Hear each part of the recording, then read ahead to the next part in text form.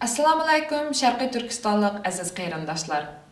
Dunyo Uyg'ur qurultiyi tarafidan tasdiqlangan Tor televiziyasining bugungi maxsus programmasiga xush keldinglar. Men bugungi program riyosatchisi Shakrizod G'ayrat bo'laman. Oldi bilan stansimizga vakolatan hammanglarni yurakdan salomlayman. Hurmatli televizor ko'ruvchilar, sizlarga ma'lum bo'lgandek, Dunyo Uyg'ur qurultiyining tashabbusi va o'rinlashtirishida 2018 yili 11 ayning 8 kunidan 10 kunigacha Germaniyaning Myunxen shahrida Dunyo Uyg'ur yoshlarining qarindoshlik va hamkorlik uchrashuvi o'tkazilgan. Tarixiy ahamiyatiga ega bu uchrashuvga dunyodagi 18 davlatdan 60 nafardan ortiq yoshlar vakillari qatnashgan edi. Millatimiz jiddiy xavfga duch kelgan, millionlagan begunoh xalqimiz mustabid va fashist Xitoy hokimiyatining jazo lagerlarida jon talashayotgan bugünkidek intayin halqiliq paytda chaqirilgan bu navbatlik Uyg'ur yoshlari uchrashida pidagog, jasur, iqtidorli va jangovar yoshlarimiz millatimizning navbatdagi taqdiri haqida jiddiy bosh qotirib, Sharqiy Turkiston mustaqillik harakatining bundan keyingi, ya'ni strategiyasi, yangi yo'l xaritasi, shundaqla Sharqiy Turkiston yoshlar harakatini yanada jonlantirishning chora-tadbirlari ustida qimmatli taklif fikrlarni o'tirg'a qo'ydi. Demokratik shaklda erkin munozara va talash-tortish olib bordi. Bu faoliyat jarayonida yana yoshlarga Uyg'urlarning tarixi, xalqaro vaziyat va Uyg'urlarning hozirgi vaziyati to'g'risida leksiyalar o'rinlashtirilgandan boshqa peshqadam inqilobchilar va yangi avlod inqilobchilar o'rtasidagi hamkorlashishni kuchaytirish maqsad qilingan avlodlar dialogi nomida uchrashuv uyushtirildi. Faoliyatning eng oxirgi kuni, ya'ni 10 noyabr kuni bo'lsa, har qaysi davlatlardagi Uyg'ur yoshlari orasidagi hamkorlikni bundan keyin qanday ilgari surish o'rtasida muzokara olib berildi. Yoshlar uchrashuvining vakillari 11 ayning 8 kuni boshlangan Sharqiy Turkiston Milliy Kengashining ichilish murosimi bilan yeplish murosimiga qatnashib, 22 davlatdan kelgan 250 nafardan ortiq vakil bilan didorlashish va bu ustozlarning qimmatli taklif fikrlarini bevosita anglash fursatiga muyassar bo'ldi. Dunyo Uyg'ur yoshlari qarindoshlik va hamkorlik yig'iniga qatnashgan butun yoshlarimiz Sharqiy Turkiston Milliy Kengashi yig'ini tarafidan butun dunyoga e'lon qilingan 10 moddali xitobnomani olqishlaydiganligini va uning ruhiga amal qilganligini bildirishdi. Hurmatli televizor ko'ruvchilar, tuvanda Dunyo Uyg'ur yoshlari qarindoshlik va hamkorlik uchrashuviga doir ba'zi ko'rinishlarni diqqatingizga sunmoqchimiz.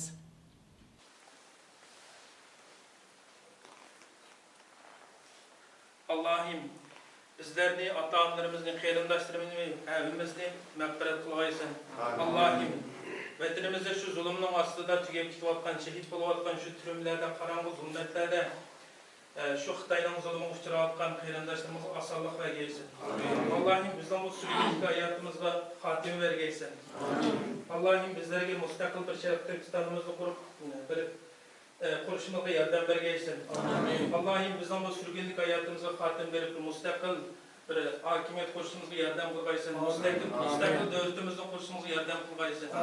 Allah'ım şu sorunumuzni bereketli qilib bergaysin. Bu sorunumuzni Hurmatli qarindoshlar, mening ismim G'ayyor.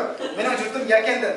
Ba'zi deyman, Xudoyim, men mushundoq nimani qilaman deyman deb javob berdim. Rahmat. Assalomu alaykum aziz qarindoshlar. İsmim Aman Nuralloh Azat Qashqari, ammo ko'pincha zamon tilgan edi, shu Aman deb chaqirdim. Mening kimligim oshlik qilgan. Men ishkatidan keyin g'uljiq ko'chgan. Darajat yashab chaqchaq emas, basish. Va bir yerga ishim vaqtdan boshlab 14 yoshgacha o'lim turishim bo'lgan. 14 yoshdan 30 yoshgacha Amerikada yashadim. Hozir 30 yoshdan 34 yoshgacha Norvegiyadaman. Men Xotoniyalik. Hurmatli qarindoshlar, mening ismim Xalqlar. Men yurtim Turkmandan Finlandiyada yashayman. Ayolimga 1 yil tomoq berib baranalar. İşleri, belki xabaringlar bo'lmasligi mumkin. Qirish, ya'ni 50-yillardan boshlab boshlangan asli. Sababini keltirib bersak, bizning Sharqiy Turkiston kommunistlar desib olgandan keyin Amerikalik ishxonasi bo'lgan bu yerda. Şu Amerika elçixanasının Davud isimli bir akimiz, çoğunlarımızdan da hazır. Şu akimiz Amerika elçixan xodimlarini Ürümçi'den Hindistan arqılı elçi tutdu. Ve hem şu akimiz birinci bu Şarq Türkistan'dan işlerini mesela Pentagon iştigaç davanın işlerini asılı durdurdu. Onundan sırt bu 80. yılda 90. yıllarda Uygurlar, Şarq Türkistan Uygurlar vatanidan Amerika'ya çıkış başlaydı. Ve hem 90. yılların başlarında Uygurlar ve Özbekler asas kılgan halda New Jersey etrafında Türkistan cemaati buldu. Hem 90. yılların oturi ve 2000 yıllarının başlarıca Şarq Türkistan Azadlık Hareketi deyilgan bir organı kurulgan. Onundan sırt 90. yıllarının ahırdan 2000 yıllarının 5'igacha Tangirtaq, yani şu Şarq Türkistan'da bo'lgan o'quvchi harakatining davomini cho'nglarimiz shu aytdi va Tangirtaq degandek bir namoyishda turib bir ishni boshlaydi va keyin u taraqqiyotda amaliyot turishib bo'lgan UA paydo bo'ldi. UA boshlangan mezgillarda jamoatchilik va ham madaniyat ishlarini asos qilgan va keyin taraqqiyotga siyosiy ishlarga o'zgaraydi. Ve şuna bilen de hammaylar bilamiz, Erkin Asiya Radyosu'nun Amerika'da kurulgan. 2000 yıllarda cemaatçilikning işlerini asas qilganida Nashrab deyilgan bir cemaatning bir so'rini paydo bo'ldi. Keyin 2004-2005 inib o'qimayotganmiz.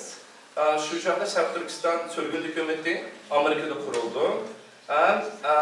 Bu hem de çoğunların asası yani siyasi işleri, onuncu solcu ve hem medeniyetli, cemaatçilikten asas kılgan narsa hem de yaşlar kelgen çağda Uygur Birliği'de toplum asas kılgan narsa jığılgan yaşlarının grubusu bolgan 2002 yıldan başlanıp hem de hazır jığılganmış kelyapti. Ondan sırt Uygurlarning mektebi 2000 yıldan başlap Amerika'da paydo bo'lgan. İkinci nokta kelgan çağda yoshlarninki roli kelgan chog'da yoshlar asosida Amerika cho'ng bo'lganligi uchun g'arb va sharqda ikkiga ayrildi. Yoshlarning umumiy ko'z qarashi cho'ng taraf yo'q u taraflarda, ammo yoshlar nurg'unligan hozirgacha o'xshamagan organlarni qurilgan. Uyg'ur birligidan boshqa diniy jihatdan yaqinda masalan singillarimiz yoshlar diniy bir guruhlarni qurgan va onsam topilib ketdi. Shunaqa bo'ldimi deyman? Ondan boshqa siz ma'lumotlarsizmi? Uyghur UI, Uyghur Youth Organization. Uyghur Yaşlar Hareketi. Oyundan başlap temizledi da ular hazır bunlar aktif emas. Onunki enam var. Onunki.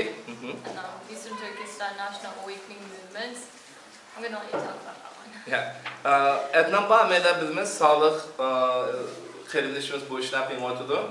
Ondan sonra yakında kurulgan Uygur İyilik Tiklaş Grubu'sun var. Hem de bu İyilik Tiklaş Grubu yakında kurulgan ama onun asası Amerika'dan Information Technology IT cihattan mektepte 2012 yılları mı? Şunun da burrakma ya 2013 tarafında kurulgan. Bu işler yapılan hem de demek yokuz Amerika'da yaşlanan işleri siyasi, medeniyet, cemaatçilik işlerini asas kılan ama lakin çoğunlardaki okşamağa öz göz kararlarından bunu sebebinden yaşlar özü ayrışamaz. Yaşlarını çoğunluğa ayrış bir işleri boğan o inip. Ondan sırf hem de yaşlarının kanca kolunu cemaatçilikten kançılık kollaydı diye nerse kelgen çağda maddi cihetten çok kollaşlar bulmadan belki bunun da yaşlar özürümü anca tilemeyen ama manevi cihetten yardanlar boğan ama yakında emeğine bilimiz şu Şarq Türkistan Uygur şarkıtı kelgen çağda bunu da dünyanın her kaysi caylarından kollaşlar boğadıdı. Ve İngilizce sunular yurttudu. Bizning jihatimiz yo'q. Birinchi savolga Uyg'urlar mesela Shveysariyada qanday qilsa cho'g'lar bayram narsalar bo'lsa yig'ilib turmiz, qurboniyat kunlar bo'lsa. Lekin yig'ilish Shveysariyada bek tasdiqlar chunki oralig'imiz bek uzoq emas, muamiz netisatning qilib har bir tartiblardan Uyg'urlar bor. Shuning uchun yilda bir shirkatim yig'ilsak biz uchun bek cho'ng narsa. Yaşlar kelganda yaşlar yo'q bizda. Shuning uchun yolg'iz, qag'alar kichik bolalar, uningki qag'alarimiz cho'ng. Shuning uchun yoshlarning aktivitesi qat'iy yo'q.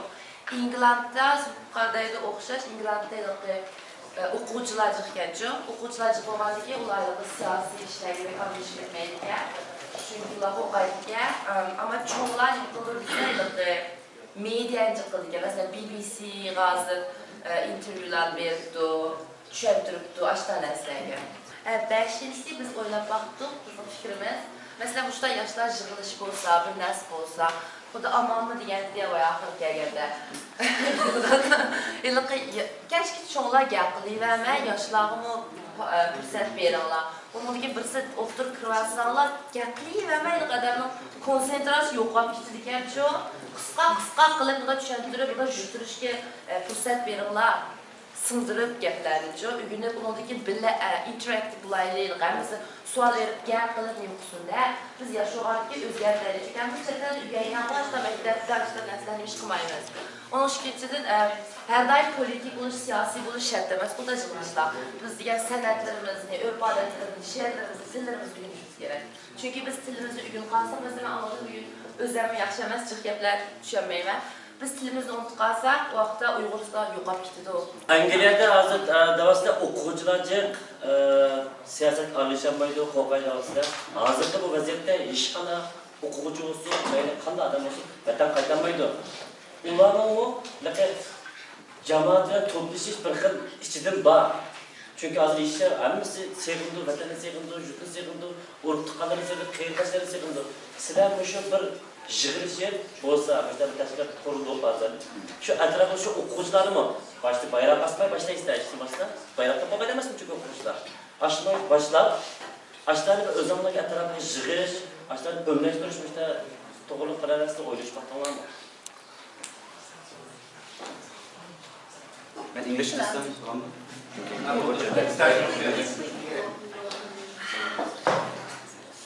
First thing, there aren't that many students. I would say there's maybe 10 to 15. Those that I don't know. I only know maybe 5. Secondly, a lot of them are planning to go back. Because one, it's very difficult to get work visa in England and stay. And two, they're scared of claiming asylum because of what it will do to their families. 3-4 years ago, me and a few people, we started a Uyghur social group. We would just go out for dinners, get to know each other. Just because I wanted to meet some more Uyghurs. So now that's completely stopped. They don't even visit Uyghur restaurants. Actually, one person went back in summer and couldn't get out. And when we asked the university what happened, they said that he had psychological problems and couldn't study. So because of these stories, whether it's true or false, it's scaring a lot of young people to do anything. Now, I'm not scared because I have British citizenship. And my mom is probably the most vocal woman there is. So, even if I didn't do anything, I'm already an enemy of the state. Hoş geldinler. Ben bırak bir vazda başlap gideyim onlardan. Yani bu bir hakikat var hazır. Xitay'dan ki bir yükseliş var. Gerçi bazı Uygurlar bunu kabul kılmaydı. Bu Xitay kanday yükseldi. Bunu pek çok göstü bundak kılışına acayip yok da.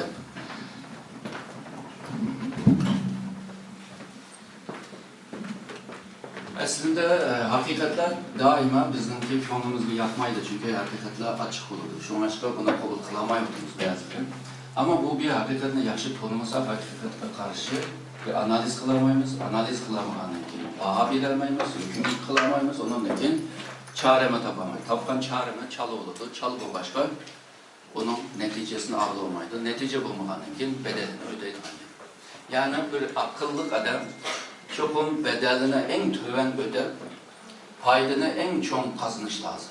Her qanday bir narsaningki bir qo'zg'atqich bir nuqtasi bo'ldi. Bu da'voninki-mu qo'zg'atqich nuqtasi, da'voninki bir ideologiyasi. Bu nurg'un qatamda deyildi, so'zlandi, ammo odamlardan so'ralsa, Sharq Turkiston ideologiyasi nima desa, hammamiz og'zimizni ochib turib qolamiz, yoki bo'lmasa uni ma'lum bir so'z jumla bilan tasvirlashga, iboralashga tirishimiz.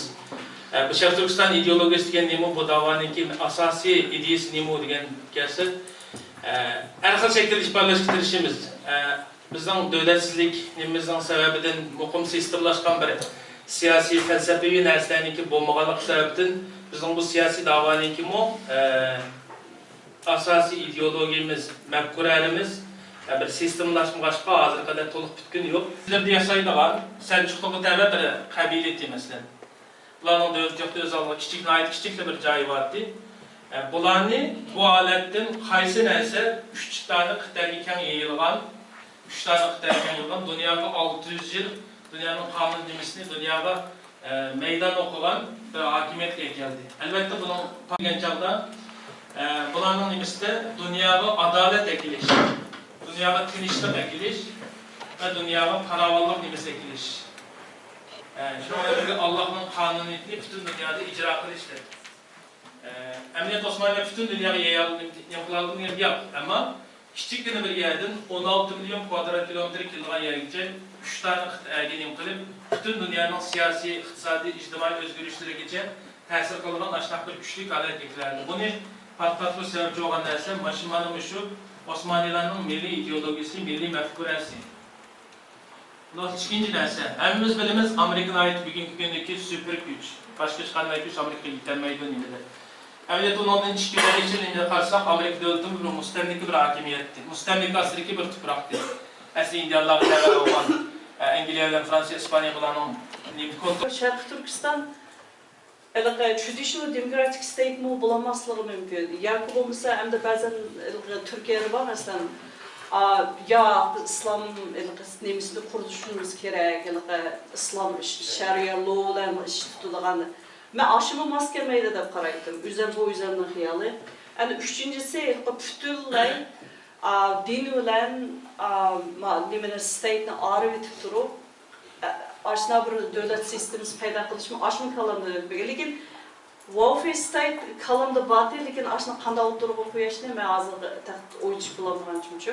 Haqiqatan men yaxshi oldu. Endi hozir men sizdan so'raydigan narsa masalan adaletda justice and rights and barabarlikni equality deymiz and tinchlikni justice and peace. As şu justice, equality, peace aşıların hammasi amaliyotda men degan 3 xil state bo'lganligi aşılınki yol kurulması ideologiyasi. Aşı ideologiya turib bize İslamda siz qanday aytchirib aşılar bilan masalan nayda tinchlik bilan birlashtira olasiz. Aşni birlashtirib qanday qilib welfare state degan bu suhbatga riyosatchilik qiladi deb qo'yildi. Sho'ng'ishlarni to'g'ri tushunishimiz bilan. Endi bugun yig'ildik bu yerga. Men o'ylayman shaxsan bu Sharq Turkiston hozirgi zamon tarixidagi birinchi qitim cho'nglarimizdan, ya'ni da'vochida uzun muddat vatan uchun jinini ko'ydirib, vaqtini chiqarib, tillarni anglab turib ish qilayotgan akalarimiz, hadirlarimiz o'tiribdi. Hammalarning mishaga kelganlarga birinchidan ko'p rahmat. İkinciden, Dünya Qurultayı'nın sahipxonligi bilan hammalar bu yerda o'tiribdi. Yoshlar va cho'nglarning orasidagi bu suhbatning bo'lishi bak muhimdi va bu suhbatning hozir bo'lmoqchiliginin bo'lishi men uchun bak hayajonli muhim vaqti deb o'ylayman. Shunga chiqib hammalarning buni muhim deb bilishini umid qilaman. Endi bo'lsa iroda siz shu cho'nglarimizni siz tushuntirib o'tgan bo'lsangiz buldu, maqul. Çatak yok. Bizde bugün Zübeyre Şemsi'den Paşba. Zübeyre Paşa'nın mənim uzun buldu bilginimge. Xeyli çıxışlarını uygurlarımızda, bək çıxışlarını qılıb. Onundaki yine de Dolqun Eysaba. Dolqun Dadam deganmi men neçə qitim youthlarnınki yaşları orlaşdırgan işlerini qılğandı. Hazır degan Dünya Uyghur Qurultayı'nın reisi bulup çıxdı. Onundaki yine de Abdüsalam Hanım. Ben sizinle bekme hazırla tanıştık. Bekme bilip gelmeyeyim. Özünüzü kısa tanıştırmak istettiniz. Bizim tanıştırandım. İsmim Abdüsalam Alim. Hazır Avustralya'da yaşayman. Ben kichikimden başlap din okugan. Şundaqla xalqara qanun bilen İslam qanunida o'qib magistrlik qilgan. Hazır Avustralya'da diniy xizmatda ham maktabda mudirlik xizmatini o'tayotaman. Undan Hidayetullah Hacım Baka bizden akımız Ma'rif Cemiyeti başlığını hazırgacha Türkiye'de. Anlaşıldı oturayotganimiz Yusencan akımız buldu. Yusencan Baxtiyar, familiyasi Baxtiyar. Yusencan akımız Norvegiyadan kelgan. Yani Norvegiya Uyg'ur yoshlar komitesining muavin raisi. Hamda Qashida bizning fazilat salonimiz bor Finlandiyada. Fazilat hamda boshqacha bir o'zgacha bir yeri bor. Nima degan joyda fazilat o'zi feminist, ya'ni ayollarning haq-huquqini qo'llaydigan siyosiy harakatlarni Finlandiyaning o'zida ham bo'lgan. Ve hem şununda muhim bir rolga ega bir Finlandiyadan hamıra tamamlab bilsa, şu Uyghur karbini deydigan bu ishni boshlagandan keyin o'zining ota-onasini misol qilish orqali bizning Sharq Turkistondagi azobni bu concentration camp ahvolini, kamp ahvollarini butun xalqaro o'tirib qo'ygan va ham yosh shu xalqlarning tirishchanligi desak bo'ldi. Finlandiya yaqinqi bo'lgan BDTning yig'inida aktif holda Xitoyga bu kampni taqash to'g'riliqni o'tirib qo'ygan. Hamda asosli nuqtaning temasi nima degan chog'da yoshlarning Sharq Turkiston da'vosidagi rolning nima ekanligini bilmoqchimiz. Hamda shuning bilan birga birinchi savol o'tirib qo'yaylik. Yaşlarının Şarkı Türkistan'ın davasidagi roli nima? Birinci Zübeyir apa sizden başlayınız. Bununki ben bunu bir azırak düşündüreyim. Çünkü bu savol adli ama lekin çoğunqur o'ychanlarni qilman. Sababi ishkimat vaqtinglarda nuqtaliq bo'lsin. Ya'ni hozirgi davrimizda yoshlarning da'vo ichida rolini joriy qildirolmayotgan sababi va duch kelayotgan eng chong masalasi. Assalomu alaykum. Sizlardagi shunday o'tirak yoshlarning yig'ilishga kelib o'zimizning sizlarning tajribalarimizni so'zlab bitta fursatni bergan Allohga ko'pdan ko'p rahmat. Men gapni o'zimga kelay, chunki vaqtimiz pek ozgan. Bizning Uyg'urlarning bu Sharq Turkiston davosida yoshlarning roli bekmi zo'r. Chunki yoshlar sizlar bizning umidimiz. Sizlar shunday ko'z oldimizda turganda biz kelgusini ko'ra olamiz. Bo'lmasa biz kelgusini ko'ra olmaymiz. Chunki sizlar bizning kelgusimiz. Endi nima uchun shu hozir amal inimniki o'tirib qo'ygan yoshlarniki shu Sharq Turkiston bizning da'voyimizda nima uchun bizning aramizga kirolmaydi yoki kirolmayotdi yoki sizlarning rolinglar yaxshi joriy bo'lolmayotdi degan vaqtda balkim bu birinchi tarafdan davr masalasi bo'lishi mumkin. Zübeyir Hanım dedi, yaşlarının Şark Türkistan davası, birinci sual Şark Türkistan davası rolü şimdi ama rolü neyme, ornu neyme. Hakikaten yaşlarının Şark Türkistan davasındaki ornu pek mühim. Çünkü o ne için mühim diyende biri insanların tuğulup ballık devri, özlük devri, yaşlık devri, kırlık devri kadar koydu. Bu yaşlık devri zaten insanın en cuş vurup durduğun, yaxşı tefekkür kılalaydıgan ve hiç nimeden korkmaydıgan karamsal bir devre. Bu vaktlarda yaşlar cengaver kıldı, hiç nimeden korkmaydı ve inkılaptaki en tevrenmez ve küçük ruh bilen köreş kılalaydıgan bir koşun. Şunu bizim milli tarihimizi qaraydigan bolsak mı, bütün devrlerin yüzünden bizden ölüp ketken Mehmet Can Qasım'ın başka liderlerimiz Memdin Burak olsun, Savut Amullah olsun, başlanan hemmisi 30 yaş yetmeye vaktlarda bu inkılapların başlayan cumhuriyetlerini kurgan. Hem yaş asla 50'ye 60 bağa vaktinde insan ihtiyatça buldu.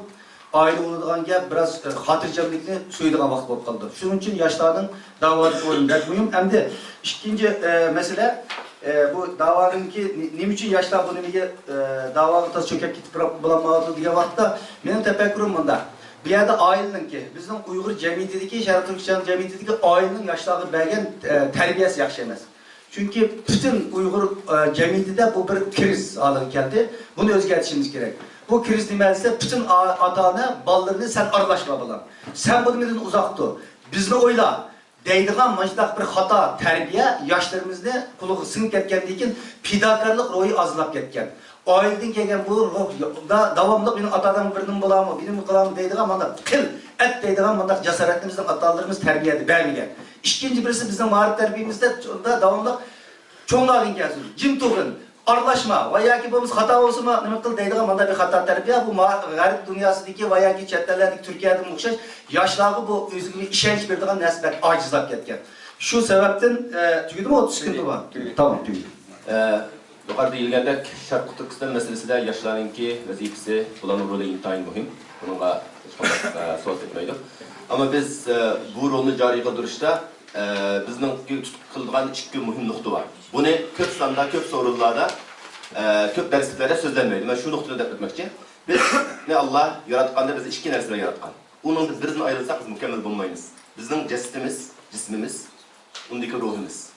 Biz ko'rayotganimiz jismimiz, ammo u jismni mangdirayotgan, harakatlantirayotgan, ishlatayotgan narsa ruh. Uni biz ko'rmaymiz.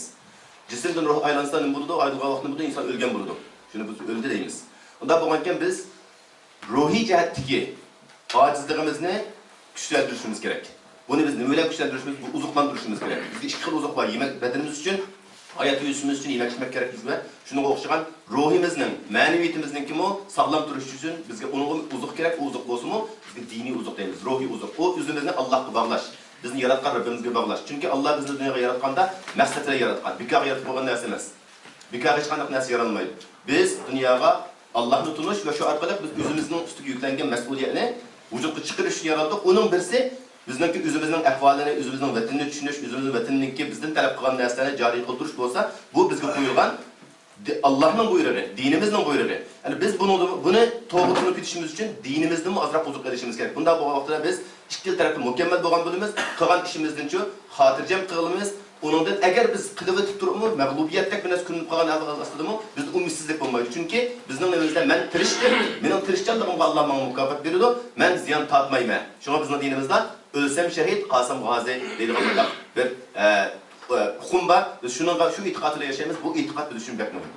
Assalomu alaykum qarindoshlar. Mening javobim bek qisqa. Men bu sababni ikki deb o'ylayman, hamda o'zimning shaxsiy qarashim. Birinchisi, ma akamiz degan o'xshash diniy safarning bek tuvanligidan yosh bolalarniki aktivligi bek tuvan. Bak qo'rqancha qilib, hamma narsani qo'rqaydigan. Agarchi endi mush yoshlarimizda biza imom bo'lgan bo'lsa, vatanim uchun, dinim uchun qurbon bo'lsam, men uchun bir sharaf degan bir ong bo'ladi-da. Bu chog'da qo'rqmaydi. Atanam tutolammi, solab qo'yammi, ekitammi degan ong bo'lmaydi. Birinchi sabab shu. Ikkinchi sabab cho'nglarning yoshlarni aksepteradim deydi. Qabul qilishi. Qabul qilmasligi. Yoshlarning kuchini bek sal qarishi, og'izli degan bilan yoshlarni bek bizning kelgusimiz oqshoqda eg'izli qilib qolishi uchun amaliyot yo'q. Agar endi mushu yoshlar bizning kelgusimiz degan mush gapini amaliyotga aylantira olgan bo'lsa, bu da'vo tig'im yaxshi bo'lib ketdi. Men hozir yoshlar kesimda ishtirgan bo'lib, hamda udur demasakmi, masalan, eng qismi bo'ldim, jig'lasakmi, biz shuni men shunda anglagan bo'ldi. Kirsak, yoshlar o'rim yo'q ekan-da bu yerda. Mush bir kichik bir misolda shu. Agar shu chog'da yoshlarni ko'z tutgan bo'lsa, yoshlar rol cho'ng deganki, shu cho'ng degan rolni tutgan bo'lsa, ajabda o'rin bergan bo'lsa, yoshlar 10 ta o'rinda qo'yib bergan bo'lsa, o'tirib anglab, men shunda anglagan bo'ldi, bana hamma anglashadi. Ham yoshlarning da'vorimizda to'liq rolni joriy qildirish uchun hozirgi da'vo axloqimizga qanday o'zgartirish kirgizishimiz kerak? Da'voda yoshlarningki da'voning sepiga kirib rolni tutish uchun men deymanki yoshlarni sirtqa qiqishab masalasi emas. Bu dunyoda bugungi kundami, bugungi g'arb dunyosidagi tashkilotlardami da'vo bir o'zininki bir tabiiy bir marhalasi tedriciylikleri bachun. Yaşlar mesela ösmirlikten, otur mektepten, üniversiteden başlap yaşlar kol edip bu bizi Uygurların içinden bop kalgan narsa emas. Bu yaşlarını yetekleş, terbiyeleş asasında. Bizni bir kim terbiyelemedi. Biz özümüz intilip, jitip çirip veya çirip kaldık meydanın içine. Çünkü şunun için bizde köp kemçillikini görüşen mümkün ama mevcut bağ vaziyette biz özümüz bunu yaratıp mişak geldik. Bizden başka çoğunlar yeteklep, terbiyelep koymadı. Biz özümüz jitip çiğdik. En sizler ya özünü jitip çirisler, ya ki sizler tedrici şu yolga girisler. Ben asasi noktada yakın postkalısı kelsek, bunda bir noktada yaşlarını seferber kılış için, özümüzün dava ahlakını kılış için. Birinci, çoğunlar degendeki emniyette yaşlarına yetekleş işini başlayışımız gerek. Bu başlandı. Bir kançının. Biz sen şahsen dünya kurulduğu bizim sınırlarımız, mücadelelerimiz bizim Brüksel'de, Oslo'da, her yerde burun bir yerde katkı devletlerle verip nima desa bu yaşlarını yetekleş için burun bo'lib bakmagan hadise. Bizim çoğunlarımız bundan yetekleş bulmagan, biz bundan bir narsa bulmagan. Bu narsa tekmo her qaysi devletlerde taraqqi gerek, kengeyiş gerek yani. İkinci birisi anın dinkin muşu yaşlarımızga bizden milli mücadele tarihimizdi, milli küreş tarihimizi seviriş gerek. Bu müdahale yapılan model. Çünkü tarih gelecek için yol göstergisi. Şunun için bizim yaşlarımız aldılar bizden çerteldeki en azından çerteldeki milli mücadele tarihimizi görgünüş gerek. Ailemizden başlaş gerek bunu. Her yerde bunun var. Üçüncüsü bunun da pidakarlık ruhunu yetiştiriş gerek. Bizim yaşlarımızda kabiliyet, bizden çoğunluğa karşında yaşlarımız kabiliyetli. Ama pidakarlık meselesi gelen vakti pidakar emas. Nima desa kabiliyet davada pidakarlık kabiliyetini kim kildi? Altından pidakar. Birinci demesi vaqtçılık pidakarlık bo'lish kerak. Çünkü yaş balla hazır sosyal medyada chiqib ketdi, sizlar bunun aktif, yaxshi foydalana olasizlar. Ama vaqtni aşu jiq etkisidi. Bu dava deganda başkalar tansiq baga vaqtida, diskuga baga vaqtida, yoki sayat baga vaqtida o'tirib mushlarni o'ylaydigan bo'lish kerak, mushlarni harakat qiladigan bo'lish. Shuning uchun pidakarlık o'yini yetiştirish kerak. Ama üzerinden fikirler kılıç değiştim bunun dolkunkamdaki yaşlar pidakar emas degan gapga üzerinden hediyesini bir qo'ying. Üzerinden misalga sözüm olmay. Mesela erkeklik kararı kılıştan burun biz başka faaliyetlere bağlan şu şadımı materyalini tayyor qilgan işte olsun. Hemisi de o'quvchi bolalar var da, o'qishmaydigan davlatlardan. Şu bolalar o'zining o'qiydigan vaqtlarini chiqib turib kech kunduz deganda tarjima ishlari bilan bir narsa yordam qildi. Erkeklik kararı jarayonida ma'lum bir davlat bo'lgan vaqtimiz u bola taksichilik qilgan bola ekan, u bola ishlab pulib bizning ishimizni qilib davolanishi. Undan keyin oqshom yana berib ishini qancha soat qilganligini bilmaymiz. Bu yerda kamera tutib turgan bir qarindishimiz bor. Bu qarindishimizning ota-onasi aslida lagerda emasdi. Media tashviqot ishlarini Burgana bo'lsin, Yevropadagi saviyasida bo'lsin bizniki. Şu işlerini şunda pidakarlık bilan qilyotdi. Ota-onasidan tutib ketdi, opasidan chiqibtini sundirmay chiqib qo'ydi. Men yana vatanim millatim uchun bu da'vodan voz kechmayman deb shunday qildi. Yana boshqa bolalar var. Mesela men Daniyaga borgan vaqtimda Daniyada bir Uyg'ur bola ekan. U bola o'zi Xitoy pasporti, Daniyaniki mangulik iqomat yo'q, o'zini oshkorlamaydi. Ammo bizning burun tatbiq qilishimizga yordam qilayotgan bir bola. Shunday pidakar bola.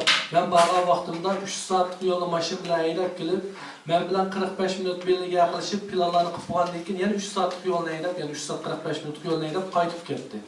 Onun balası va farzandi va qilayotgan ishlari bor. Rahmat. Ben Dünya Uyghur Kurultayı'da şu Rabia annemiz bilan Dolkunkam'daki degandek şu dava çoğunlarımızın yetakçilik bilan şu davaga kirib, kichkina bo'lsin bir narsalarni o'rganib, davoimizni tushunib, xizmatini qo'limdan kelish xizmatini qilib kelgan. Men bu davoga jang sifatida kirgan va inshaalloh jang sifatida arilaman deb o'ylayman. Degandek men nurg'un qatnashdim, mukammal izhor qildim. Men bu davoga, bu o'ringa faqat haqqasindagi odamlar necha yildan burun bo'lmaganlik uchun, hech kim bo'lmaganlik uchun degandek hech qanday adam bo'lmaganlik uchun bu ishni bir inisiativ qiladi deb kirgan. Dünya Uyghur Kurultayı'nınki Yaşlar Komiteti degandek sizlardek tirishchan, yangi yetilayotgan iqtidorli qobiliyatli qarindoshlarımizga muhtoj. Davan yaşashish, texnik yaşashish dedik. Bu tashkilot muassasalashmaguncha shaxslarga bog'liq qolgan sharoitda uzun mavjud bo'lmaydi. Buningki misolni men o'zimdan boshlayman. Mening bu o'rnim inshaalloh oldimizda saylovdan boshqa hammalarga ochiq, iqtidori bor, qobiliyati bor qarindoshlarimizningki musaniga chiqib, ish xizmatidan texnik davomlashni chiqarman. Men jang sifatida kirgan. Ben hammaning keyinda oddiy bir jang so'rab inshaalloh bu ishni texnik yaxshilab borganman.